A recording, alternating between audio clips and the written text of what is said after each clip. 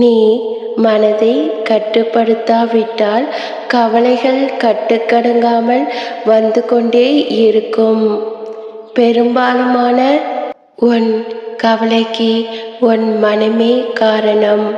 எத்தனை மகிழ்ச்சியாக நீ இருந்தாலும் நீ வாழ்க்கையில் தேடி தேடி சேர்த்துக்கொள்ளும் நபர்கள் முடிவில் கவலைக்கு தள்ளப்படுகிறாய். எங்கே போனது உன் மகிழ்ச்சி? உன்னிடமிருந்த உன் மகிழ்ச்சியை எப்படி மற்றவர்களின் செய்கையால் மறைந்து போகிறது? எல்லாம் உன் மனம் படுத்தும் பாடு. நீ மனம் போன போக்கில் செல்லாதே.